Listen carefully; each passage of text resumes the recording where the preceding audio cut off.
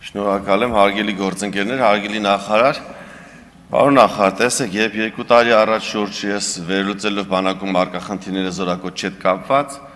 մի շարք կետեր առաջարկեցի, որոնց մեջ ներառված էր նաև ծառայության ժամկետը կրճատելը, այսինքն ինչ էր ենթադրում համալիր փոփոխությունների փաթեթը, որ մենք ունենք զորակոչի հետ կապված խնդիր, որ բանակ է զորակոչվում, զորակոչի ենթականների միայն կեսից ավելի պակասը, եւ մենք նպատակ ունենք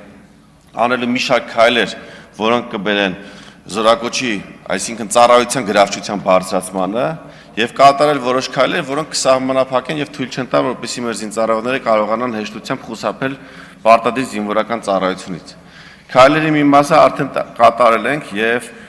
հիվանդությունների ցանկում որոշ փոփոխություններ ենք իրականացրել։ Միայն մի հիվանդության մասով 14-րդ հոդվածով ունենք 1300-ից ավել զորակոչ տարեկան 24 թվականին ի տարբերություն 22-ի եւ 23-ի։ Այսինքն ունեցել ենք ընդհանուր առմամբ տոկոսային առումով +4.5% զորակոչ։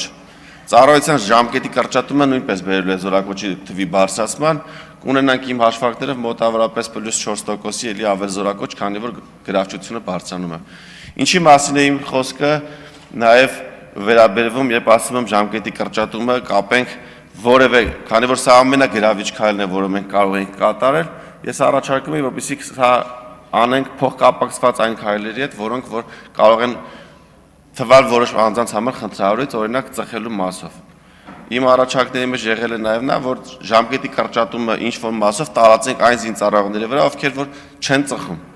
Սրանով նրանց կխորախուսենք, այն զինծառայողը հասկանա, որ ինքը կարող է 6 ամիս շուտ կամ 3 ամիս շուտ կամ 1 ամիս շուտ զորացրվել մի բանի համար, որ ինքը չի ծխում, դրանով կտա օգուտ իր աշխատող ծնողներին, ովքեր ստիպված չեն լինի աշխատել եւ փող կուտակել, ուղարկել իրենց ծառայության ժամանակ ծխելու, նաեւ սա կբերի մարտունակության բարձրացմանը եւ նաեւ հիվանդությունների նկատմամբ կունենա ավելի մեծ դիմադրողականություն եւ նաեւ ավելի ուշ կմահանա եւ նաեւ հետագայում կյանք մտնելով չի ծխի։ Սա իմ առաջարկը եղել, եթե նպատակարար գտնեք, քննարկենք, եթե չէ, ինչ ասեմ, շնորհակալ եմ։ Գերամ Նազարյան